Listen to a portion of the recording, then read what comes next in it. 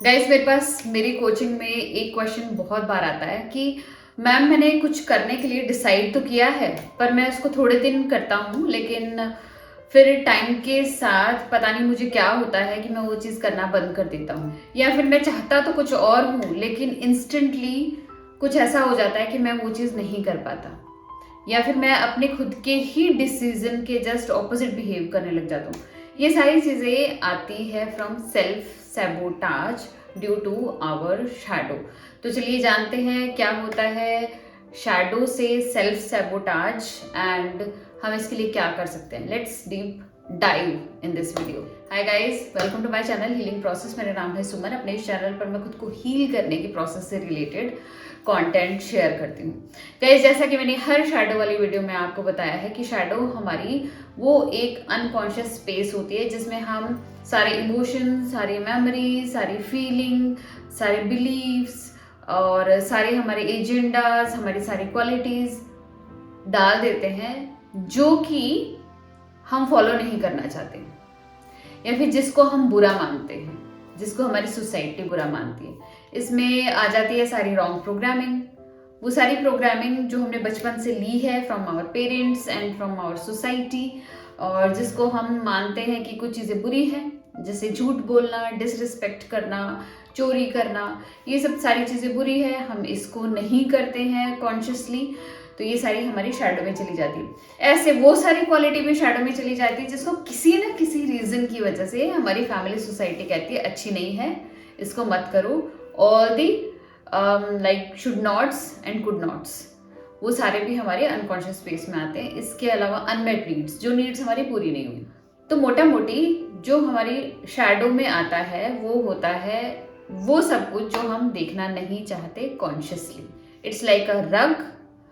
उस रग के अंदर हम सारा कचरा डालते जा रहे हैं ताकि हमारा जो एनवायरनमेंट है ना वो साफ सुथरा रहे, ताकि हमारी ये जो आइडेंटिटी बनी हुई है ना, जो पर्सोना बना हुआ है जिसके साथ हम इस वर्ल्ड में इंगेज करते हैं, ये हमारा पर्सोना बहुत अच्छा बना रहे, लोग हमें अप्रिशिएट करें, लोग हमें वैलिडेट करें और हमें अपने साथ अपनी ट्राइब में रखें, हमेशा हमें फेवर करें, हमें अच्छा बोलें, and we will be like good girls in this world. तो इस चीज़ को अच्छा बनाने के लिए ना हम जो चीज़ें हम सोचते हैं कि अच्छी नहीं है या हमें नहीं करनी चाहिए, एल्स लोग हमें फेवर नहीं करेंगे, लोग हमें अप्रिशिएट नहीं करेंगे, वो सारी क्वालिटीज़ भी ना हम अनकॉन्शियसली इस शैडो स्पेस में डाल देते हैं। बट क्या होता है, कोई भी क्वालिटी जैसे ही शैडो में जाती है ना, एक्चुअली वो खुद क्वालिटी नहीं होती, वो एक कंप्लीट पर्सनैलिटी होती है, बट मिनी पर्सनैलिटी होती है। हमारी कॉन्शियस पर्सनैलिटी में से एक छोटी सी पर्सनैलिटी कट ऑफ होकर हमारी शैडो में चली जाती है। जैसे हमारी खुद की नीड्स, एजेंडाज, हमारे गोल्स, हमारे डिजायर्स, हमें क्या अच्छा लगता है, क्या बुरा लगता है, ये सारी चीज़ें होती है ना, वैसे इन मिनी पर्सनैलिटी के भी अपने एजेंडाज, नीड्स, डिजायर्स और इनके अपने अपने गोल होते हैं। और ऐसा करके बहुत सारी मिनी पर्सनालिटी हमारी शैडो में चली जाती है, जो कि खुद अपने डिसीजन लेने लग जाती है। जैसे हम हमारी लाइफ में डिसीजन लेते हैं ना, वैसे वो भी डिसीजन लेने लग जाते हैं। एग्जाम्पल, जैसे एक घर है, उसमें बहुत सारे फैमिली मेंबर्स रहते हैं। सपोज एक फैमिली मेंबर ऐसा है जो कि उस फैमिली की जो प्रोग्रामिंग है ना उससे डिफरेंटली वर्क करता है। वो सब लोग एक्सट्रोवर्ट है तो वो इंट्रोवर्ट है, वो सब लोग बहुत ज़्यादा लॉजिकल हैं, इस फिजिकल वर्ल्ड में बहुत ज़्यादा इंगेज होने वाले लोगों में से है ना, तो वो थोड़ा सा स्पिरिचुअल है। तो उसका जो भी एजेंडा है या फिर उसका जो भी गोल है, जो भी बिलीफ है ना, वो अपने सभी फैमिली मेंबर से डिफरेंट है। तो जब भी फैमिली कोई डिसीजन मेकिंग करती है ना तो उसका ओपिनियन अलग ही होता है। और जब भी कुछ फैमिली करने लगती है और सारे मेंबर्स एक साइड होते हैं ना, तो वो एक अकेला होता है जो कि कह रहा होता है कि नहीं ऐसा नहीं है और ये गलत है। फॉर एग्जाम्पल, वो ज़्यादा ओपोज करता है फैमिली में, तो फैमिली के मेंबर्स कहते हैं अच्छा ठीक है, तुम अलग रहने लग जाओ और तुम अपना काम अपने आप कर लो, तुम अपनी लाइफ को अपने आप अपने हिसाब से जी लो। तो और दूसरे मेंबर्स भी उसी घर में रह रहे हैं और वो भी उसी घर में रह रहा है, लेकिन सपोज कोई फंक्शन आया तो फैमिली मेंबर्स ने कहा कि उस फंक्शन में जाना है, वहाँ पे तो सारे रिलेटिव्स जाते हैं, तो पूरे फैमिली को जाना पड़ेगा, एल्स हमारी नाक कट जाएगी। बट क्योंकि वो इंट्रोवर्ट है ना, उसकी अपना ही जो बिलीफ है वो है, तो वो नहीं चाहता वहाँ जाना, तो वो सिंपली मना कर देता है। एंड इससे क्या है, घर के दूसरे लोग ऑफेंड हो जाते हैं और लास्ट में वो जहाँ जाना चाहते थे ना, या तो बेमन से जाते हैं या फिर वो नहीं जाते। उन्हें ऐसा लगता है कि फैमिली जाए तो एक साथ जाए, नहीं तो फिर नहीं जाए। ऐसा करके जो उन्होंने डिसीजन लिया होता है ना, वो नहीं वहाँ तक पहुँच पाते। एंड काम जो होता है ना खराब हो जाता है। पहले वो बहुत एक्साइटेड होते हैं चीज़ को करने के लिए, लेकिन लास्ट में उनका मूड पूरा खराब हो जाता है। क्यों? क्योंकि एक फैमिली मेंबर है, उसका पॉइंट ऑफ व्यू अलग है और वो उन लोगों से डिफरेंटली बिहेव करा है। ऐसा ही हमारे अंदर भी होता है। सपोज हमारा कोई गोल है और हम वो गोल अचीव करना चाहते हैं, तो उस गोल को अचीव करने के लिए शुरुआत में तो हमारे पास विल पावर होती है। विल पावर वर्क करती है कॉन्शियसनेस पर, लेकिन जो शैडो होती है वो अनकॉन्शियसनेस पर वर्क करती है। शैडो अनकॉन्शियस होती है। तो जैसे हम कॉन्शियसली कुछ डिसाइड कर लेते हैं एंड हमारी विल पावर हमें आगे बढ़ाती है और हम हर रोज कुछ काम करते जाते हैं।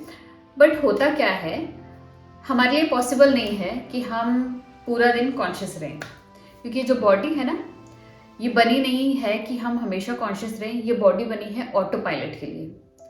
ये बॉडी बनी है अनकॉन्शियस के लिए, कि हम अनकॉन्शियसली चीज़ें करते रहें। तभी तो हमारा जो सबकॉन्शियस है हमें गाइड करता है।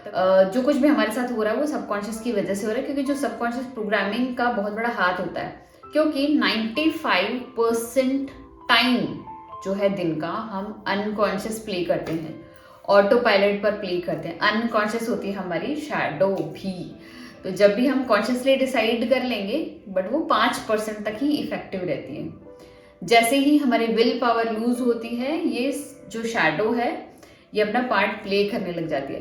तो कॉन्शियसली हम कुछ डिसाइड करते हैं, हमारे कुछ एजेंडाज होते हैं, कुछ नीड्स होती है, लेकिन जो हमारे शैडो में एस्पेक्ट्स पड़े हैं, जो क्वालिटी पड़ी है, जो मिनी पर्सनैलिटी है ना, इसकी अपने एजेंडाज, डिजायर्स और नीड्स होते हैं। तभी हम हमारी लाइफ में जो कुछ भी चाहते हैं करना ना, नहीं कर पाते, क्योंकि यहाँ पर शैडो का ऑपोजिशन होता है। एक और एग्जांपल देना चाहती हूँ अपनी लाइफ का। जैसे आपको पता है, आपने अगर मेरी अबैंडनमेंट स्टोरी अगर सुनी हो, तो बचपन में मेरे पेरेंट्स मुझे छोड़कर चले गए थे काफ़ी टाइम के लिए। एंड वो मेरे लिए एज अ ट्रॉमा था। तो उस ट्रॉमा में मुझे कोप करने के लिए मेरी साइकी ने मेरे सारे इमोशंस को सप्रेस कर दिया एंड एवरीथिंग हैपेंड। तो तब मैंने अनकॉन्शियसली डिसाइड किया, मेरी साइकी ने डिसाइड किया कि जो लोग होते हैं ना, चाहे आपके कितने ही क्लोज वन होते हैं, वो आपको छोड़कर चले जाते हैं। तो हमें लोगों पर डिपेंड नहीं होना, हमें लोगों से कनेक्शन नहीं बनाना है, हमें सेल्फ और इंडिपेंडेंट बनना है, हमें खुद को प्रोवाइड करना है, हमें स्ट्रॉन्गर बनना है और हमें लोगों की रिक्वायरमेंट नहीं होनी चाहिए। लोग आते हैं तो वो छोड़कर चले जाते हैं, वो आपकी हेल्प नहीं करते हैं, चाहे आपका ब्लड रिलेशन क्यों ना हो उनके साथ। तो जब मैं बड़ी हुई और डिफरेंट फ्रेंडशिप्स और रिलेशंस के साथ मैं कम्युनिकेट करने लग गई या उनके एक्सपीरियंस में आने लग गई, तो आई यूज्ड टू फाइंड कि मैंने एक फ्रेंड बनाया एंड कुछ दिनों तक उस फ्रेंड से बात की। बट पता नहीं क्या होता है, अचानक से मेरा मूड शिफ्ट हो जाता है या मैं कुछ ऐसा कर देती जिसकी वजह से वो फ्रेंडशिप टूट जाती। तो चाहे वो मेरी कितनी ही अच्छी फ्रेंड क्यों ना हो कुछ दिनों के लिए और मुझे कितना ही अच्छा क्यों ना लगा हो, लेकिन एट द एंड मैंने ये नोटिस किया कि वो मेरी फ्रेंडशिप ज़्यादा लंबे टाइम तक नहीं रही। जब मैंने इंट्रोस्पेक्शन किया, इनर वर्क किया, तो मुझे पता लगा एक पार्ट जो है ना कॉन्शियसली चाहता है कि मुझे फ्रेंडशिप मिले और मैं अच्छे लोगों को अपने लाइफ में अट्रैक्ट करूं और सब कुछ बहुत अच्छा रहे, बिकॉज आई लव पीपल ना। तो मेरा एक पार्ट चाहता है कि मैं लोगों से कनेक्ट हूँ। लेकिन ये जो मेरा दूसरा पार्ट है ना, जो मेरे शैडो में पड़ा है, जो कह रहा है कि लोग आपको छोड़ देते हैं, you have to be stronger, you have to do everything by your own, and चाहे वो आपके ब्लड रिलेशन क्यों ना हो, वो आपको अकेला छोड़ देंगे। तो इतना हर्ट और पेन क्यों लेना है पहले ही, इसको पहले ही छोड़ो ना। तो 2-4 दिन रिलेशनशिप चलने के बाद या कुछ समय रिलेशनशिप चलने के बाद ही ना कुछ ऐसा ज़रूर हो जाता है, चाहे मेरा बिहेवियर हो, चाहे कुछ भी रीज़न हो। क्योंकि जो कुछ भी आपकी लाइफ में होगा, ऐसा कुछ नहीं है कि सिर्फ आपके मेंटली वर्क करने से हो, फिजिकल लेवल पर हो, चाहे एनर्जेटिक लेवल पर हो, चाहे सोल लेवल पर हो, तीनों लेवल पर ये सारी चीज़ें वर्क करती हैं। चाहे किसी भी लेवल पर हो, आपकी रिलेशनशिप अगर टूटनी है, अगर आपका शैडो आपको कह रहा है, तो वो टूट जाएगी। उसका रीज़न कुछ भी हो सकता है। तो आई यूज टू अट्रैक्ट एंड फिर मैं उस रिलेशनशिप को खुद ही सैबोटाज कर देती और हमेशा अकेले रहती, जबकि मैं चाहती हूँ कॉन्शियसली बट नहीं चाहती अनकॉन्शियसली। तो ये कॉन्फ्लिक्ट आता है, ये कन्फ्यूजन आता है अगर हमारे अंदर शैडो है, क्योंकि वो अपना पार्ट प्ले करना चाहती हैं। अगर आप चाहते हैं कि आप वो कर पाएँ जो आप करना चाहते हैं, आप कॉन्शियसली जो आपने डिसाइड कर रखा है आप वो करना चाहते हैं, तो you have to make peace with your shadows. आपको अपने शैडोज के एजेंडाज, नीड्स, उनकी प्रॉब्लम्स, एक्चुअली वो शैडो बनी क्यों, वो अनकॉन्शियस में आई क्यों, और उसको इंटीग्रेट करना, उनकी नीड्स, एजेंडाज को समझना हमें एक लेवल पर ले आएगा जब हम उनसे पीस मेंटेन कर लेंगे। तब वो अपना जो है ना इफेक्ट हमारी डिसीजन पे नहीं डालेंगे, हमारी इस लाइफ के गोल्स पर अपना इफेक्ट नहीं डालेंगे। एंड वो सिर्फ चाहते हैं कि हम उनको एक्नॉलेज करें, हम उनकी नीड्स को समझें, और अगर वो शैडो में है तो हम उन पर लाइट डालकर उसको इंटीग्रेट करें, उनको एक्सेप्ट करें।